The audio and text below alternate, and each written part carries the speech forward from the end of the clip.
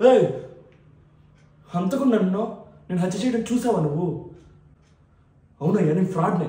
కానీ దేనివల్ల? నీ వల్ల, నీ కఠినమైన పెంపకం వల్ల. చిన్నప్పుడు ఏడుస్తున్నా తీసుకెళ్ళి స్కూల్లో చేర్పించావు. ఇప్పటికీ చదువు నేర్పిస్తూనే ఉన్నావు కదయ్యా.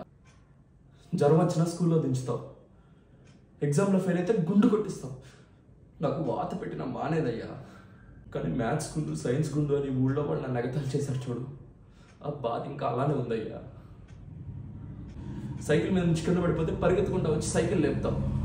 సైకిల్ మీద ఉన్న ప్రేమలో కనీసం 1% అయినా నా మీద ఉందంటయ్యా. ఇంకానే నీకు ఇంకో బిడ్డ పుట్టలేదు. పుట్టుంటే దాన్ని కూడా టార్చర్ చేసి చంపేసి ఉండేవాడు.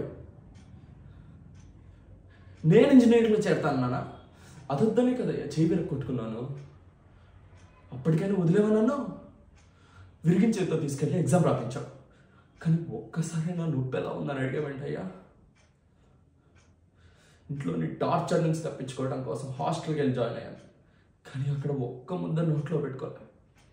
ఎప్పుడన్నా తృప్తిగా అమ్మ చేతి వంట తిందామని ఇంటికి వస్తే అప్పుడు కూడా ఎగ్జామ్స్ ఎప్పుడు, రిజల్ట్స్ ఎప్పుడు అని అడిగామే. కానీ తిన్నావా అని అడిగావేంటయ్యా?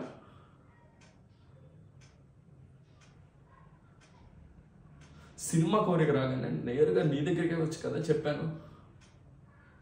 అప్పుడే నువ్వు పర్వాలేదు ఓసారి ట్రై చేయి అని సపోర్ట్ చేస్తుంటే ఇప్పుడు ఎందుకయ్యా ఇవన్నీ నాకు?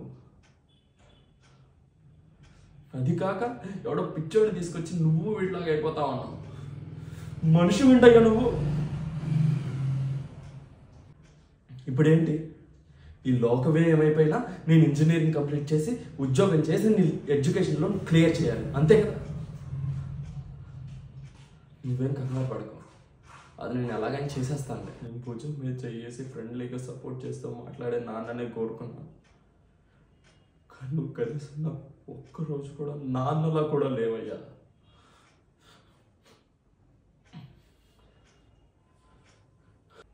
నువ్వు సినిమాల్లో ఓడిపోయే 99,999 మంది మాత్రమే చూస్తున్నావు. కానీ నేను గెలిచావా ఒక్కడిని చూస్తున్నా.